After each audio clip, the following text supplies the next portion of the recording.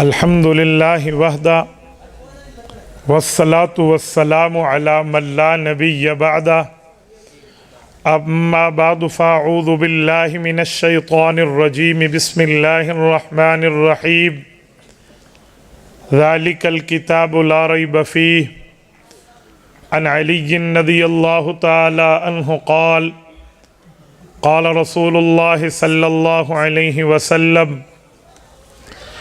الا انها ستكون فتنة قلت وما المخرج منها يا رسول الله قال كتاب الله فيه نبأ ما قبلكم وخبر ما بعدكم وحكم ما بينكم هو الفصل ليس بالهزل من تركه من جبار قسمه الله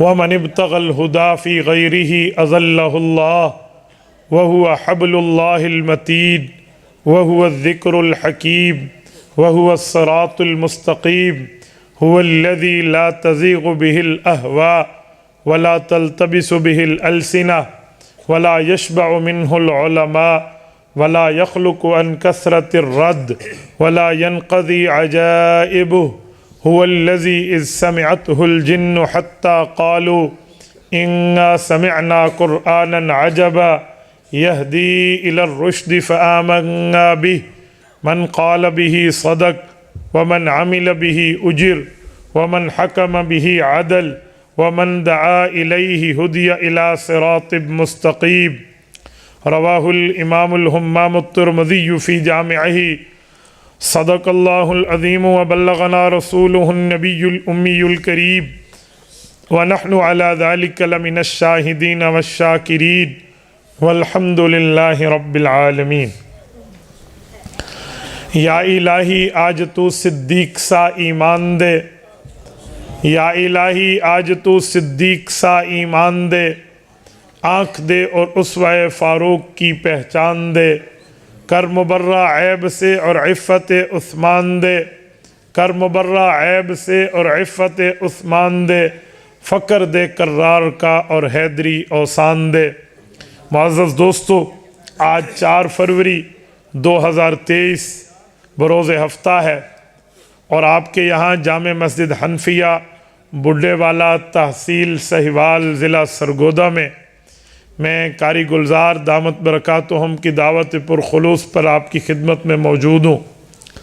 آج کی یہ تاریخ ہم نے تقریباً 3-3.5 ماہ پہلے طے کی ہے اور رب کریم نے اپنے فضل اور احسان سے آپ کی خدمت میں بالعافیہ پہنچا دیا۔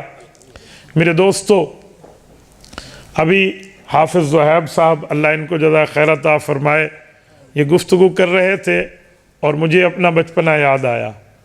غالباً سن 97 کی بات ہوگی، میری کچھ 11 سال عمر تھی، جبل استقامت حضرت مولانا محمد اعظم طارق شہید رحمہ اللہ کے یوں موجودگی میں میری بات ہوئی تھی، تو میرے علم میں نہیں ہے، حضرت نے دست شفقت پتہ نہیں کس وجہ سے رکھا، اٹھے اور میرے سر پہ ہاتھ رکھا کہ بہت اچھی آپ نے بات کی ہے۔ میں نہیں سمجھتا تھا کہ ان دنوں میں کوئی اچھی بات تھی۔ ان کی اس حوصلہ افزائی کی وجہ سے آج تک میں کسی بڑے مجمع میں کبھی بھی اگر یوں پریشرائز ہونے لگوں تو وہ تھپکی مجھے آج بھی تائید دیتی ہے۔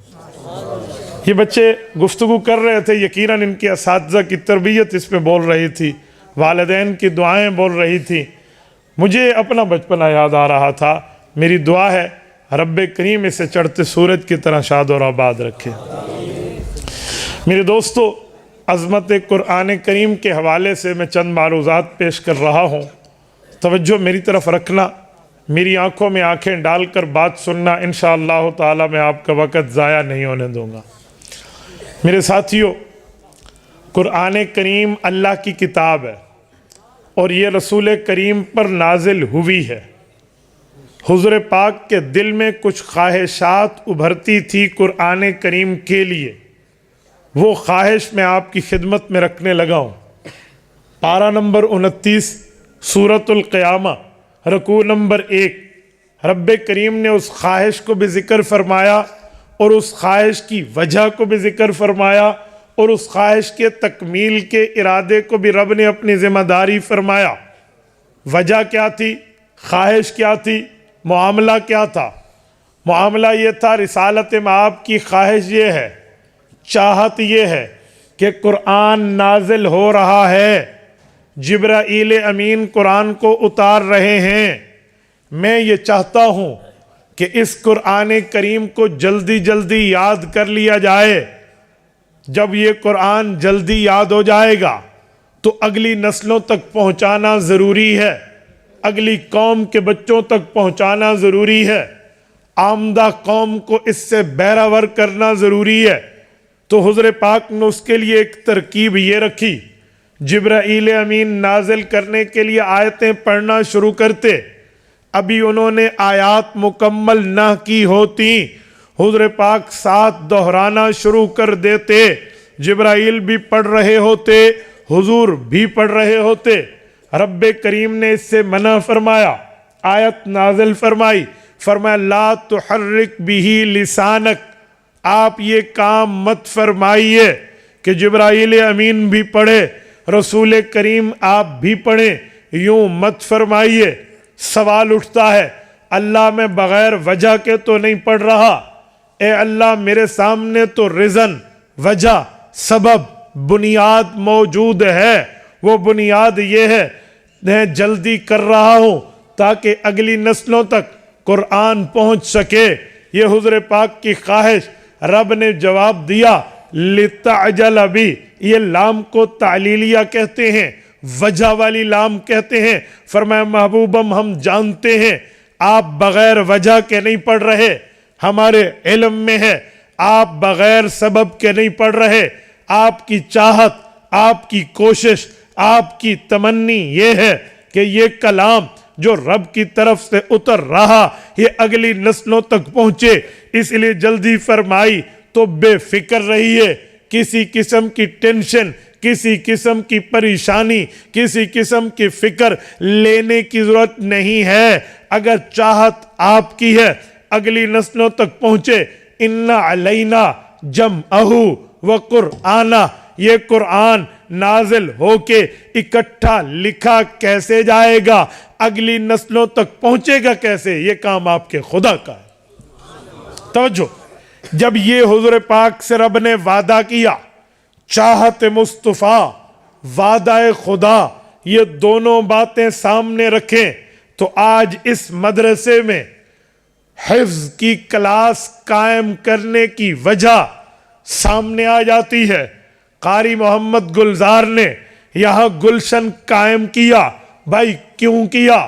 اسے کوئی اور کام نہیں ملتا، اس کے ساتھ بھی تو پیٹ لگا ہے، اس کو بھی تو دنیا کمانی ہے، آل اولاد اس کی بھی ہے، خاندان اس کا بھی ہے، فیملی ممبر اس کے بھی ہیں۔ اس نے مدرسہ قائم کیوں کیا ہے؟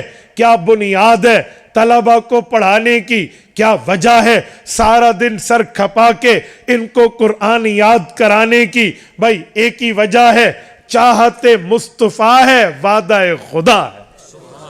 حضور کی چاہت اسی مدرسے میں پوری ہو رہی اور اللہ تعالیٰ نے ان بندوں پہ اپنے حکم اور وعدے کو پورا کر دیا۔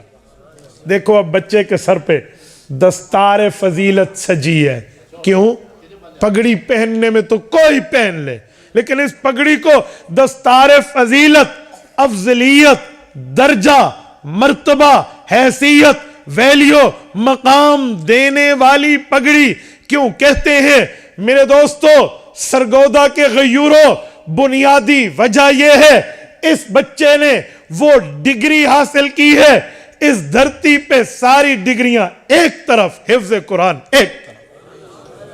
میٹرک لے لیں، ایف اے لے لیں، بیچلر لے لیں، ماسٹر لے لیں، ایم فل لے لیں، پی ایچ ڈی لے لیں، فلسفی آف ڈاکٹریٹ، جتنی تعلیمات آپ لے لیں، وہ ساری تعلیمات کا تعلق اس وقت تک ہے جب تک آنکھ پھڑک رہی ہے، زبان چل رہی ہے، نبض جاری ہے، سانس جاری ہے، اس وقت تک ہے۔ لیکن اس تعلیم کا اثر دنیا میں بھی ہے، قبر میں بھی ہے، آخرت میں بھی ہے۔ میرے دوستو، اس بنیاد پہ کہ حضور کی چاہت اور اللہ تعالیٰ کے وعدے کے لیے اس کے ماں باپ نے اپنی اولاد کو وقف کیا ہے، ان کے اساتذہ نے انہیں پڑھایا ہے، معاونین نے انہیں پڑھوایا ہے۔ کیوں؟ ان کے دل میں اپنے نبی کی خواہش کا احترام ہے۔ آج ہم کہتے ہیں غلام ہیں، رسول کے غلام ہیں، غلامی رسول میں موت بھی قبول ہے۔ موت قبول ہے، اپنی اولاد اللہ کے راستے میں دینا قبول کیوں نہیں؟ ہم حضور پاک کی چاہت کا احترام نہیں کر سکتے؟ ہم نے کلمہ پڑھا ہے پاک پیغمبر کا، ہم مؤمن ہیں، ہم مسلم ہیں، ہم رسالت مآب علیہ الصلوۃ والسلام کے امتی ہیں، تو اپنے نبی کی چاہت کا احترام ہم نہیں کریں گے تو کون کرے گا؟ اور میرے دوستو، میرے پاک پیغمبر کا حسن، میرے پاک پیغمبر کی جوانی، میرے پاک پیغمبر کی صلاحیت کوئی عام صلاحیت نہیں ہے۔ مسند میں حدیث ہے، حضرت ابو بکر رضی اللہ عنہ کو اللہ کے رسول نے فرمایا، یا ابا بکر شیبتنی ہود و اخواتہا۔ کیا معنی؟ فرمایا ابو بکر یہ سورۃ الہود اور اس جیسی صورتیں، یعنی قرآن کریم جس میں آخرت کا ذکر ہے، یہ نازل ہوا تو اس کے نزول نے ابو بکر تیرے نبی کی جوانی کو بڑھاپے میں بدل دیا۔ ساتھیوں میں ایک لفظ پوچھتا ہوں، جوانی کو بڑھاپے میں بدل دیا، اچھے معنی دارت کیا مطلب؟ حضور اپنی جوانی کو بڑھاپے میں بدلنا کس بنیاد پر فرما رہے ہیں؟ نزول قرآن۔ یعنی کیوں؟ قرآن کریم پہاڑ پہ آتا، پہاڑ ریزہ ریزہ ہو جاتا، ٹکڑوں ٹکڑوں میں بدل جاتا۔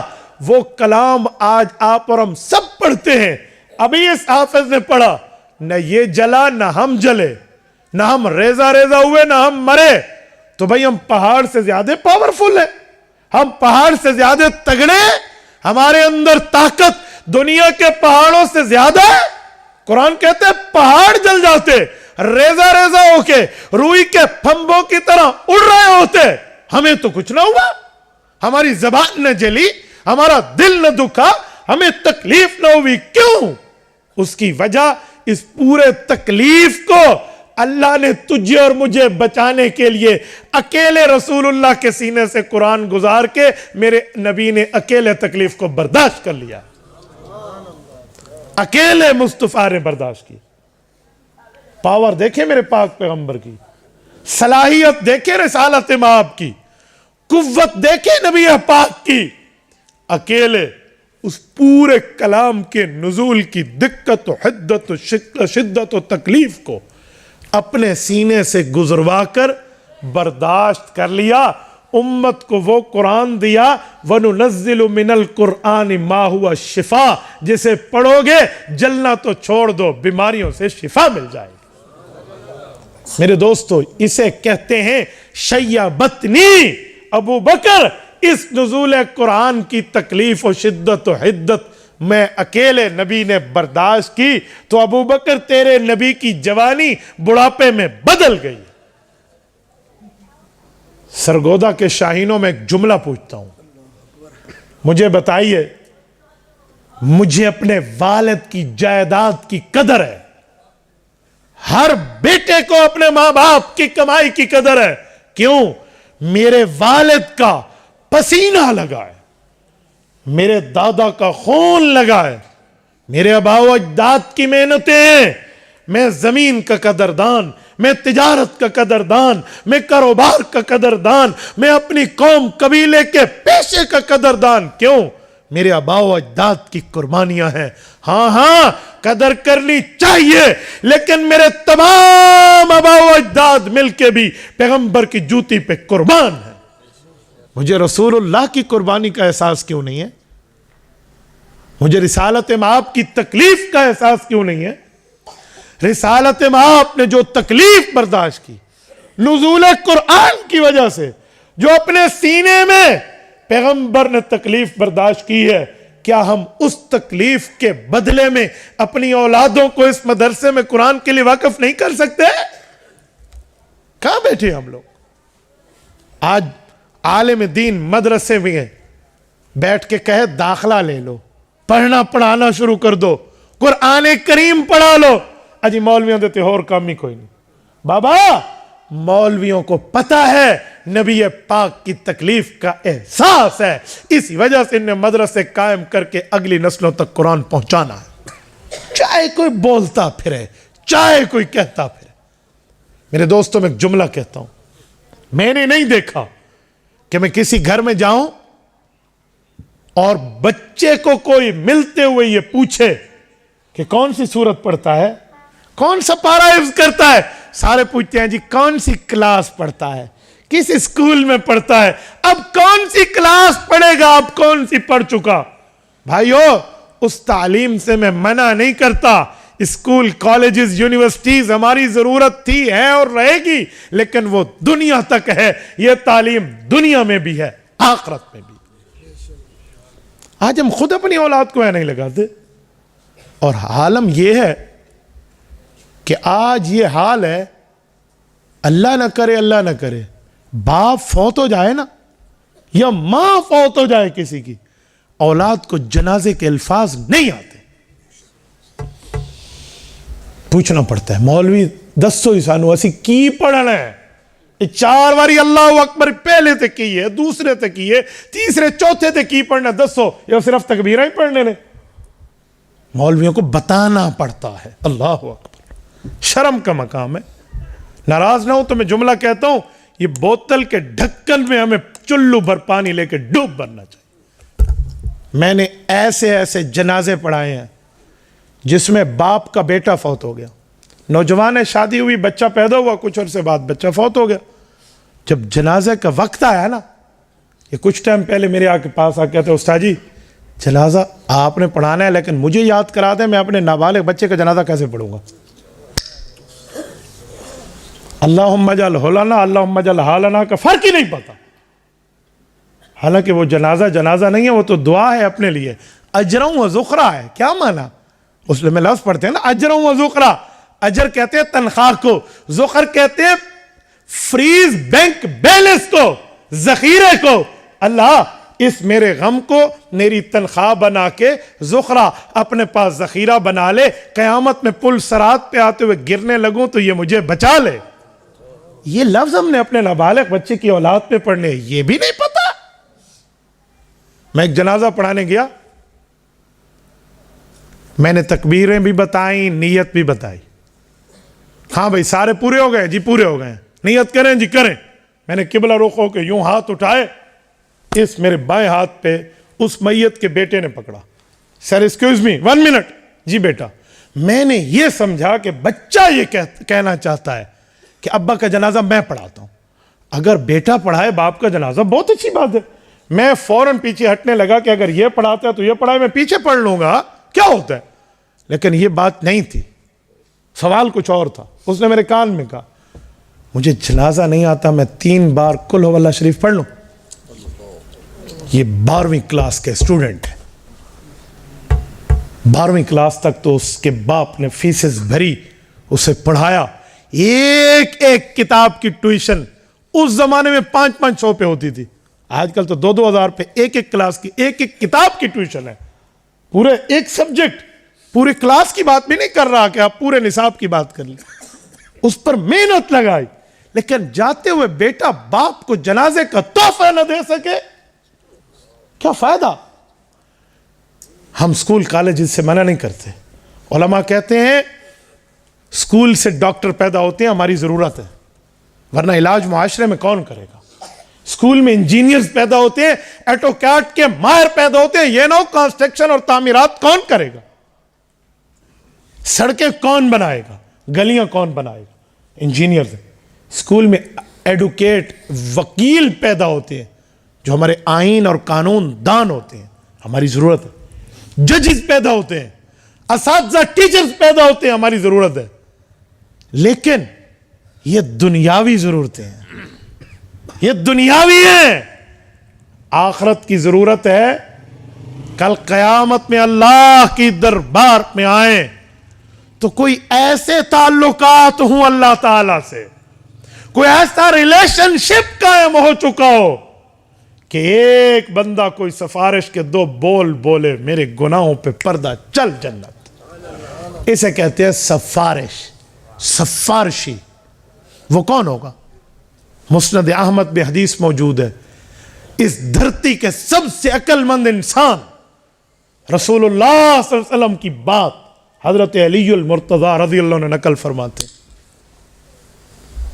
حضرت علی نے فرمایا، رسالت مآب نے فرمایا، من قرأ القرآن وعمل بما فی فأحل حلالہ وحرم حرامہ ادخلہ اللہ الجنہ وشفعہ من اہل بیتہ عشرۃ کلہم وجبت علیہ النار. رسالت مآب کا فرمان حضرت علی المرتضی رضی اللہ عنہ فرماتے ہیں، لوگوں وہ شخص جس نے قرآن کریم پڑھا، قرآن کے حلال کو حلال جانا، حرام کے حرام کو حرام جانا، جو قرآن نے کہا اس پہ عمل کیا، تو رب کریم اسے تو جنت دیں گے، لیکن اسے ایک پیکج دیں گے. پیکج، وہ پیکج کیا ہوگا؟ اس باپ کو بلائیں گے، اللہ فرمائیں گے تیرا خاندانی بندہ ہو، باہر والے تو بات میں دیکھیں گے.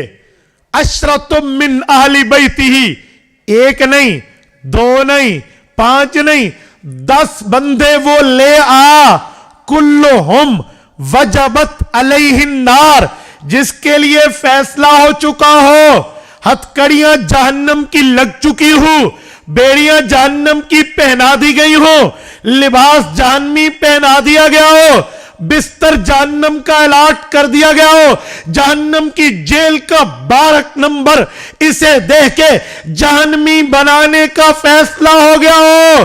واہ قرآن اللہ، جا اور 10 بندے لے آ، میں ان کی جہنم کا فیصلہ ختم کر کے تیرے قرآن کی وجہ سے جنتی بنا. یہ چیز مجھے میٹرک لیول پہ نہیں ملتی، مجھے ایف اے لیول پہ نہیں ملتی، مجھے بیچلر لیول پہ نہیں ملتی، مجھے ماسٹر لیول پہ نہیں ملتی. یہ چیز ملتی ہے تو اللہ کے قرآن پہ ملتی ہے، نبی کے فرمان پہ ملتی ہے. میرے دوستو، اس بنیاد پہ آج یہ درد دل آپ سے بانٹنے کے لیے ہم جمع ہیں. یہ علماء کرام کا مکمل ایک گلدستہ اگر آپ سے مخاطب ہے، آپ کے پاس بیٹھے ہیں، کس وجہ سے بیٹھے ہیں؟ بنیاد کیا ہے؟ معاملہ کیا ہے؟ اس کی وجہ ان علماء نے پڑھا ہے. میرے نبی کے سینے میں درد دل یہی تھا، اللہ یہ قرآن اگلی نسلوں تک جائے گا کیسے؟ رسول اللہ کی چاہت یہی تھی، مولا یہ کلام آگے جائے گا کیسے؟ میرے دوستو، اللہ آپ کو مدینہ لے جائے، اللہ آپ کی برکت سے ہمیں لے جائے. آپ مدینہ طیبہ جائیے، بدر جائیے، وہاں جامع مسجد العریش ہے، عریش کہتے ہیں چھتے کو، اس کے مسجد میں آپ ٹھہریے، وہاں آج بھی مکمل وہ واقعہ لکھا ہوا ہے، نہیں تو علماء سے سن لیجئے. 313 آدمی ہیں رسالت مآب علیہ السلام کے ساتھ، اور حضور پاک علیہ السلام وہاں پہنچے ہیں. تہبند پہنا ہوا ہے اور اوپر چادر لی ہوئی ہے. حضور پاک نے یوں دعا شروع کی ہے، یوں یوں یوں یوں یوں، ادھر ہاتھ پہنچے ہیں. حتی رأیت بیاض ابطی، صحابہ فرماتے رسالت مآب علیہ السلام کے یوں ہاتھ پہنچے، ہم نے ان جگہوں کی سفیدی تک دیکھی. حضور دعائیں مانگ رہے ہیں. دعا کیا ہے؟ اللہم ان تہلک ہذہ العصابہ لا تعبد فی الارض. مولا میں اپنی محنت، اپنی کوشش کر کے یہ کلمہ والے، قرآن والے، شریعت والے، دین والے، اسلام والے چند معدود بندے لے کر آیا ہوں. 1000 کافر اسلحہ سے لیس، قوت سے لیس، مال و دولت سے لیس، سواریوں سے لیس، شراب کے نشے میں بدمست ہاتھی بنے ہوئے آج میرے صحابہ کے مارنے کے لیے آئے ہیں. میری مولا حفاظت تو نے کرنی ہے. اور حضور پاک نے آگے اپنی رائے پیش فرمائی. اللہ اگر یہ مٹ گئے، انتہلک ہذہ العصابہ، یہ مٹ گئے، لا تعبد فی الارض، پھر زمین میں تیری عبادت کیسے ہوگی؟ اس موقع پہ حضور رو رہے ہیں. کسی میں ہمت نہیں ہے جو اللہ کے رسول کو دعا میں جا کر کہے یا رسول اللہ اب تو آدھی رات گزر گئی، اب تو پونی رات گزر گئی، اب تو صبح ہونے کو ہے. آپ دعا پہ دعا مانگی جا رہے ہیں، اللہ آپ کی دعا نہیں لوٹائے گا. ایک ہے جسے ابو بکر کہتے ہیں. حضرت ابو بکر آئے ہیں اور رسالت مآب کی مہر نبوت کو بوسہ دے کے چمٹ جاتے ہیں. یا رسول اللہ بس ہو گئی، اس دھرتی پہ آپ کے ان مقدس آنسوؤں کو رب ضائع نہیں کرے گا. اس ریت پہ آپ کے آنسو گرے, اللہ آپ کے دامن کو خالی نہیں لوٹائے گا. یا رسول اللہ بس ہو گئی. حضور پاک نے دعا ختم کی. یہ پیغمبر رویا کیوں ہے؟ اس نبی کے آنسو کیوں آئے ہیں؟ کہ شریعت آگے تک جائے نا, دین آگے تک جائے, ورنہ یہ میری جماعت ختم ہو گئی تو کیسے جائے گا. آج ہمیں رب نے صلاحیت دی ہے کہ ہماری اولادیں ہیں یا ہم خود, ہماری مال دولت ہے, ہماری جوانی ہے, ہماری صلاحیت ہے, تو ہم کل قیامت میں حضور سے سفارش کی امید تو رکھتے ہیں. جب آقا کے دربار پہ جائیں, یا رسول اللہ سفارش کر دیں, رب بخش دے, اور حضور پوچھ لیں کہ تجھے مال بھی ملا تھا, دولت بھی ملی تھی, جوانی بھی ملی تھی, خود نہیں پڑھا تھا قرآن اور دین, تو اولاد تھی, کسی اولاد کو اس قرآن پڑھنے کے لیے بھیجا تھا, کیا جواب ہوگا ہمارے پاس؟ بس اس پہ فیصلہ کر لیں. آج رات آپ جب سوئیں نا, یوں تکیے پہ سر رکھے نا, صرف 5 منٹ بھی, یار میں بہت سخاوت کر رہا ہوں, 3 منٹ اس کو دینا کہ یار یہ بندہ درد دل لے کر کیا آیا تھا. آج میں نے ظہر کی نماز کا وضو کراچی میں کیا ہے, اور ظہر آ کے پڑھی میں نے لاہور میں. یہ میں مسلسل آپ کے پاس جو چل کے آ رہا ہوں, وجہ معاملہ بھئی ہمارے لیے بھی تو ہمارے اساتذہ کے ہاتھ اٹھے ہیں نا, ہمارے لیے بھی تو ہمارے ماں باپ روئے ہیں نا, وہ بھی تو مصلی پہ بیٹھے ہیں. کیا میرے ماں باپ کو پڑھانے کے لیے یا ان حضرات کے والدین کو دین پڑھانے, ان کے ساتھ پیٹ نہیں لگا ہوا تھا؟ انہیں دنیاوی ضرورتیں نہیں تھیں, انہیں دنیا میں نہیں رہنا تھا, تو کیوں پڑھایا ان کے ماں باپ نے؟ وجہ بابا ان کے ماں باپ کے سینے میں حضور پاک کی خواہش کا احترام تھا کہ میرے نبی کے آنسو لگے ہیں, میرے نبی کی جوانی بڑھاپے میں بدلی ہے, میرے نبی نے اس پہ قربانی دی ہے, اور اگر میری اولاد حضور کے دین پہ لگ جائے, سودا سستا ہے, مہنگا نہیں ہے. میرے دوستو اصل یہی ہے. میں آپ سے کوئی چندے کی اپیل کے لیے نہیں بیٹھا, میں بندے کی اپیل کے لیے بیٹھا ہوں. آپ لوگ یہ طے کریں کہ ہم اپنی اولادوں کو دین پڑھائیں گے. بیٹا 1 منٹ آؤ, مجھے ایک جملہ بتائیں. میں آپ سے ایک بات پوچھتا ہوں. یہ قرآن کریم پڑھ چکا ہے, رب کریم اس کو بالغ فرمائے اور بڑی عمر عطا فرمائے. جب یہ مصلی پر جائے گا, یہ امامت کرے گا, اور آپ اور میں جانتے ہیں کہ امام کہاں ہوتا ہے, وہ مقتدیوں کے اس اگلی جگہ پہ ہوتا ہے جو اس امام کے آگے تو آگے برابر بھی کوئی نہیں ہوتا. یہ آپ کی اولاد کی دنیا کی عزت ہے, آخرت میں اس سے بڑھ کے ہوگی. یہ اس جگہ ٹھہرے گا, اس مصلی کو سنبھالے گا کہ اس کے آگے تو چھوڑیں, اس کے برابر, اس کے اپوزٹ بھی کوئی نہیں ہوگا. میرے دوستو یہ دنیا کی عزت ہے, آخرت کی عزتیں تو اس سے بڑھ کے ہیں. آخرت کے تو کئی عزتیں ہیں. جو حدیث پاک ہے نا حضرت معاذ جوہنی رضی اللہ عنہ کی, کہ من قرأ القرآن البس والداہ تاج یوم القیامت ضوءہ احسن من ضوء الشمس. یہ جو حدیث پاک ہے, حضرت معاذ جوہنی فرماتے, رسالت میں آپ نے فرمایا جس بچے نے قرآن پڑھا اس کے ماں باپ کے لیے بھی یہ عزت و عظمت ہے کہ اسے سر پہ تاج ملا جس کی روشنی سورج سے بڑھ کے ہوگی. پتہ ہے کیا مطلب؟ کیا مطلب؟ سورج کی روشنی سے بڑھ کے ہوگی. سورج کے قریب جاؤ تو جل جاؤ گے. ماں باپ کے سر پہ اگر سورج سے بڑھ کے روشنی آ گئی تو ساتھ والے تو بچ بھی نہیں پائیں گے. کئی معنی ہیں, ان میں ایک مراد مجازی یہ بھی ہے کہ جب سورج آتا ہے نا تو اعلان نہیں کرنا پڑتا اسپیکر پہ, لوگوں اعلان سنیں سورج چڑھ گیا ہے. جی نہیں, دلیل آنے کی سورج ہی ہوتا ہے. سورج آیا, اس کا آنا اس کی دلیل ہے. پورے دنیا کو پتہ چل گیا سورج چڑھ گیا. چاہے بندہ گھر میں بیٹھا ہے نا, کھڑکی کھولی ہے, وہ سورج آیا, پردہ ہٹا ہے, جی سورج آ گیا. کیا مانا؟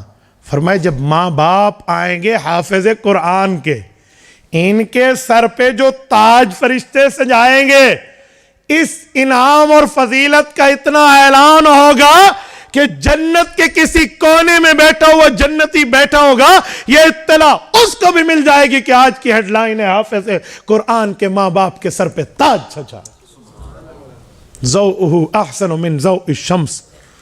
فما لو كانت في بيوت الدنيا فما ظنكم بالذي عمل بهذا، یہی فرمایا. اور ہم خوش قسمت ہیں پاکستان والے کہ اس صحابی نے جس نے یہ روایت کی ہے، حضرت معاذ جوہنی، ان کی قبر مبارک ہمارے ملک میں. آپ جائیے محبوب گوٹ سکھر، ان کی قبر مبارک آج بھی موجود ہے. حضرت عمرو ابن ابسہ ہے، حضرت معاذ جوہنی ہے رضی اللہ، ایک اور صحابی ہیں. ان صحابہ قبور وہاں موجود ہیں. ہمیں کم از کم اتنا، آپ ناراض نہ ہو تو مجھے لفظ بولنے دیں، ہمیں اتنی تو اسلامی حیا کر لینی چاہیے کہ میری اولادیں اگر اسکول پڑھی ہیں تو قرآن بھی پڑھیں، وہ دین بھی پڑھیں، وہ شریعت بھی پڑھیں، وہ ایمان و اسلام و مذہب بھی پڑھیں، تاکہ میری اولاد مجھے بتا پائے ابا اماں ہمارا اللہ ہمیں قرآن میں یہ پیغام دیتا ہے. اور میرے دوستو، یہ جو کہا جاتا ہے نا کہ عالم بنا دیا، حافظ بنا دیا، قاری بنا دیا، مولوی بنا دیا، کہاں سے کھائے گا؟ یاد رکھیں، یہ دین والا ایسے کھائے گا کہ دنیا دیکھتی رہے گی. آؤ میں آپ کو واقعہ سنانے لگا ہوں. صحابہ کے شاگرد سید الفقہاء والمحدثین امام اعظم ابو حنیفہ نعمان ابن ثابت رحمہ اللہ مسجد میں موجود ہیں اور مہمان آئے ہیں. اس زمانے کا جو ہوٹل ہوتا تھا جہاں سے آپ اور ہم چائے لیتے ہیں، وہ دودھ پلوانے کی ترتیب تھی. بھائی یہ کوئی مہمان ہے تو اس سے دودھ لے لو. امام صاحب نے شاگرد کو بھیجا، انہوں نے جا کے کہہ دیا بھائی مہمان آئے ہوئے ہیں. میں سمجھانے کے لیے کہتا ہوں جی 10 پیالے 8 پیالے 5 پیالے دودھ کے بھیج دے.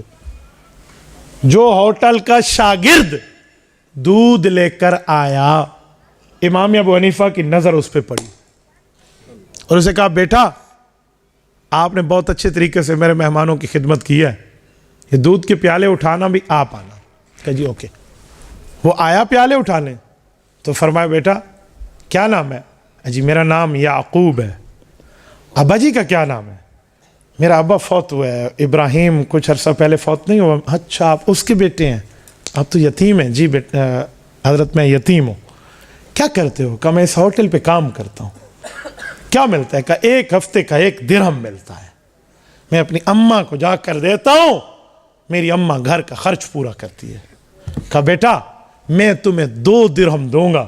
کہا آپ کیا کام کروائیں گے؟ کہا میں کام نہیں کرواؤں گا، یہ اللہ کے رسول کی باتیں ہیں، یہ پڑھ لو، ہفتے بعد مجھ سے 2 درہم لے لینا. انہوں نے کہا جی واہ موجیں ہی لگ گئے نے. اوکے بات ہے. انہوں نے پیالے دیے، استاد کو واپس بیٹھ گیا. ہفتہ پورا ہوا، گھر میں جا کے ماں کو 2 درہم دیے. کہا کس نے دیے؟ کہا استاد نے دیے. ماں نے سمجھا ہوٹل کا استاد. وہ آئی ہوٹل والے کو، کہا اللہ تیرا بھلا کرے، تو نے میرے بیٹے کی یتیمی دیکھی، اس کی امداد کی ہے.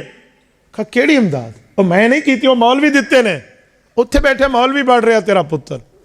وہ آئی امام ابو حنیفہ کے پاس، بڑی زجر کے ساتھ بات کی، خودداری کے ساتھ اس عورت نے، کہ میرے بچے کی یتیمی سے آپ فائدہ لے رہے، آپ نے اسے اپنے پاس پڑھنے بٹھا دیا، ہمیں نہیں چاہیے اس کی تعلیم، اٹھاؤ ہم وہاں بھیجیں گے. تو آج کا مولوی ہے، تو کل کہیں چلا جائے، میرے بچے کا کیا ہوگا؟ اس کو سیکھنے دو باہر کا کچھ ہنر. اٹھا کر بٹھا دی. امام صاحب کے پھر مہمان آئے اور وہی یعقوب دودھ دینے آیا. اب امام صاحب نے دوسری آفر کی، کہا بیٹا 5 درہم ہفتے کے، اماں کو راضی کر، مجھ سے لے لینا. بچہ پھر بیٹھ گیا. ہفتے بعد 5 درہم. ماں نے کہا اسی مولوی نے دیا. ماں پھر آئی، اس بار اس کا لہجہ قدر نرم تھا. کہا میرے بیٹے کا مستقبل برباد کرتے ہو، بڑا ہو کے کیا کرے گا؟ اس بات پہ امام صاحب کو جلال آیا اور ایک آسمان کی طرف دیکھ کے جملہ فرمایا کہ بوڑھی اماں تیرا غصہ اپنی جگہ بجا ہے، لیکن جو اس فقیر کی آنکھیں دیکھ رہی ہیں وہ تم نہیں دیکھ رہی.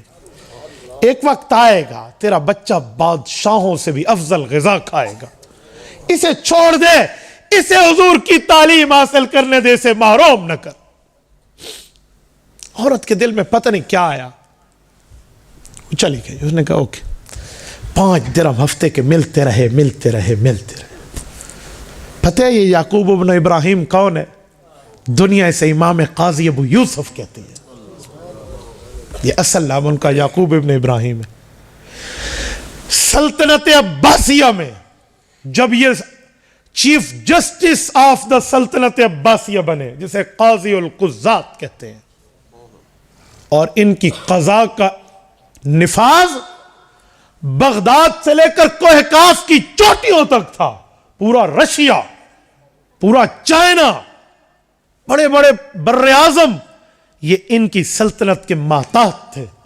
حتیٰ کہ ابو جعفر کے بارے میں لکھا ہے کہ وہ یوں جا رہا تھا نا، اوپر سے بادل، تو اس نے بادل کو دیکھ کے کہا ادھر نہیں برستا، جہاں بھی برسے گا ہماری اسلامی سلطنت اتنی بڑی ہے، وہاں کا خراج ہمارے خزانے میں آئے گا. ان کی سلطنت میں سورج غروب نہیں ہوتا تھا. ایک ملک میں غروب ہوا، دوسرے میں طلوع ہوا. اور قاضی ابو یوسف یہی بچہ یعقوب ابن ابراہیم قاضی القضات بنا. اور ایک دن ہارون الرشید جیسے بادشاہ نے انہیں پستہ، بادام، فالودہ، اخروٹ، یہ اس طرح کی چیزیں، مغزیات جسے ہم کہتے ہیں یہ ڈرائی فروٹ، یہ بھجوائے. اور انہوں نے لینے سے کچھ تامل کیا تو اس نے کہا حضرت لیجئے، یہ ہمیں تو ہفتے کے ہفتے ملتے ہیں، آپ کے لیے روزانہ آئیں گے. یہ جملہ کہنا تھا قاضی ابو یوسف پھوٹ پھوٹ کے رویا. رحمہ اللہ علی ابی حنیفہ، اے کاش آج میرے استاد زندہ ہوتے اور اس کی آنکھیں ٹھنڈی ہوتی اور وہ یہ دیکھتے کہ اس نے جو میری اماں سے وعدہ کیا تھا، اللہ نے اس شخص کے وعدے کو پورا کیا کہ آج وہ خوراک جو بادشاہ کو کبھی کبھی مل رہی ہے وہ ہمیں مل رہی ہے.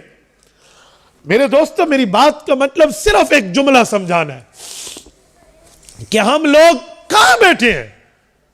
ہم اپنے معاشرے میں صرف دنیاوی تعلیم تک، صرف اسکول کالجز تک پڑھا کے بس میرا بچہ نماز پڑھتا ہے بہت ہو گیا. بابا قبر میں پوچھو گی. قرآن کہتا ہے ثم لتسألن یومئذ عن النعیم. یہ عن النعیم، عن نعیم من ہے. علماء سے پوچھے اس پر دو زیر کیوں ہے؟ وہ کہیں گے یہ تنوین تنکیر ہے. تنوین تنکیر کسے کہتے ہیں؟ انگلش میں کہتے ہیں کامن نون، عربی میں کہتے ہیں نکرہ. کیا مطلب؟ یعنی ہر نعمت کے بارے میں، چاہے بڑی ہو، چاہے درمیانی ہو، چاہے چھوٹی ہو، جو اللہ کی نعمت ہوگی اللہ اس کے بارے میں قیامت میں پوچھے گا. یہ نعمت حاصل ہوئی، اس پر تم نے کیسے قبضہ کیا، اس کو تم نے کیسے استعمال کیا، اس کو کیسے صلاحیتوں میں رکھا، اس کے بارے میں چیک اینڈ بیلنس، سوالات و جوابات رب کریں گے. تو اولاد سے بڑھ کے نعمت اور کون سی ہوگی؟ اولاد سے بڑھ کے نعمت کون سی ہوگی؟ اور رب کریم پوچھیں بتا اس نعمت کو میرے نبی کے آنسوؤں پہ تو نے نہیں لگایا، میرے نبی کی تکلیف دیکھ کے نہیں لگایا، میرے نبی کی جوانی کو بڑھاپے میں بدلنے کی حدیث سننے کے باوجود بھی تو نے دین پہ نہیں لگایا. بتاؤ میرے بھائیو ہم کیا جواب دیں گے؟ بس آج ہمیں اس پہ فیصلہ کر لینا چاہیے. میں اپنے بارے میں کہوں، میرے والد صاحب اللہ ان کی قبر پہ کروڑوں اور برحمت نازل فرمائے، میں چھوٹا بالکل آخری اولاد ہوں اپنے ماں باپ کی. میرے ابا جی نے کبھی مجھے نہیں کہا میرا بیٹا ہے، میرا صاحبزادہ ہے، میرا نور نظر، لخت جگر ہے، اللہ اسے خوش رکھے. یوں نہیں کہتے تھے. کوئی پوچھتا نا یہ کون ہے تو ابا جی میرے بارے میں سرائکی زبان میں کہتے اللہ دا دیتا ہو یا مال ہے، اللہ رسول دا مخلص تھیوے تا جیوے نہیں تا ایندی میں کو لوڑ کوئی نہیں. اللہ کا دیا ہوا مال ہے، اللہ رسول کے ساتھ مخلص رہے تو رب زندگی دے ورنہ مر جائے. یہ جملہ کہتے اور میں دل میں کڑتا کہ میرا ابا مجھے یہ جملہ کہتے. میں نے اپنی اماں کو شکایت لگائی. میری اماں بھی فوت ہو گئی، اللہ ان کی قبر پہ کروڑوں اور برحمت نازل فرمائے.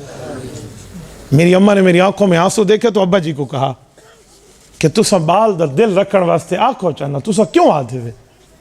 یعنی اماں نے یہ ابا جی سے کہا کہ آپ کو ایسا بچے کے دل رکھنے کے لیے کیا لینا چاہیے؟ تو ابا جی پھر غصے میں پھر کہا نہیں اللہ دا مال ہے، اللہ رسول دا بڑے تا جیوے نہیں تا کوئی نہیں لوڑ میں کو. میں رو پڑا. میری ماں نے مجھے سینے سے لگا کر چپ کرایا. آج جانتا ہوں وہ بد دعا نہیں تھی، دعائیں تھی. آج سمجھتا ہوں وہ دعائیں تھی. میرے دوستو اپنی اولاد کو لگاؤ نا دین پر. کیا ہوتا ہے؟ کیوں اپنی اولاد کو بندہ دین نہیں پڑھائے گا؟ میرے دوستو آج ہم طے کریں ہر گھر سے کوئی بندہ دین پڑھنے تو آئے نا, میری اولاد تو آئے. میری اولاد نہیں ہے تو میں آؤں. یار کسی نہ کسی زمرے میں رب نے پیسہ دیا تو پیسہ لگاؤ, اولاد دیا تو اولاد لگاؤ, جوانی دیا جوانی لگاؤ, صلاحیت دیا صلاحیتیں لگاؤ. ایک ہمارے مدرسے میں ایک شخص ہوتے تھے, وہ ہمارے استاد جی کے پاس آ کے کہتے, اجی میں کو بہاری ماران دا ڈان آندا ہے, مجھے جھاڑو لگانے کا طریقہ آتا ہے, بس 1 گھنٹہ مجھ سے جھاڑو لگوا لو, میری اولاد نہیں ہے, پیسہ بھی نہیں ہے, میں اور کچھ نہیں کر سکتا, مدرسے میں کسی کام میں تو مجھے لکھوا لو. میرے دوستو, یہ راستہ جنت جاتا ہے جو چاہے ان کے ساتھ چلے. بس میں اسی درد دل پر اسی پیغام کو شیئر کرنے کے لیے آپ تک آیا ہوں کہ ہمیں اپنی جوانیاں, اپنی اولادیں, اپنی صلاحیتیں اللہ کے اس وعدے پر اور مصطفیٰ کی خواہش پر لگا دینے چاہیے. سلام ہے ان اولادوں کو جن کے ماں باپ نے دین کے لیے بھیجا, سلام ہے اس مال کو جو اللہ رسول کے دین پہ خرچ ہوا, اور سلام ہے اس جوانی اور صلاحیت کو جو رسالت مآب کی خواہش پر اور خدا کے وعدے پر قربان ہوئی. اقول قولی ھذا واستغفر اللہ وآخر دعوانا ان الحمد للہ رب العالمین. مغرب اور عشاء کے درمیان جھاڑو دینا درست ہے یا نہیں؟ جی بالکل درست ہے. مغرب اور عشاء کے درمیان جھاڑو دینے میں شریعت کے اندر کوئی حرج نہیں ہے, کوئی منع نہیں ہے. نفل نماز بیٹھ کر پڑھنے چاہیے یا کھڑے ہو کے؟ نفل نماز کھڑے ہو کے پڑھنے چاہیے. اگر آپ تھکے ہوئے ہیں, تھکاوٹ ہے, پھر آپ بیٹھ کے پڑھتے ہیں تو بیٹھ کے پڑھنے کی بھی گنجائش ہے, ورنہ نماز کھڑے ہو کے پڑھنا افضل بھی ہے, زیادہ ثواب بھی ہے. اکیلے نماز پڑھتے وقت وضو ٹوٹ جائے تو کیا کرے؟ بابا آپ جائیں, دوبارہ وضو کریں اور پھر آپ نماز شروع فرما دیں دوبارہ سے. جماعت کے ساتھ نماز پڑھتے ہوئے وضو ٹوٹ جائے تو کیا کریں؟ جماعت کے ساتھ بھی پڑھتے ہوئے آپ کا وضو ٹوٹا ہے تو آپ کو پھر دوبارہ وضو تو کرنا ہی ہوگا. لیکن اگر آپ کہتے ہیں پیچھے صفیں ہیں, اب میں چلوں گا کیسے, تو امام کے سامنے سترہ موجود ہوتا ہے, صف کے آگے چلنے میں حرج نہیں ہے, آپ آرام سے چل سکتے ہیں. بلکہ علماء نے اس کا طریقہ بھی لکھا ہے کہ وہ ناک کو پکڑ کے باہر چلا جائے تاکہ اس پہ کوئی اعتراض بھی نہ کرے, لوگ سمجھیں اسے نقصیر آئی ہے, اس وجہ سے جا کے اس نے وضو کو دوبارہ اپڈیٹ کر لیا ہے اور وضو کر لے گا, اور اللہ خیر صلی اللہ. جزاکم اللہ تعالی.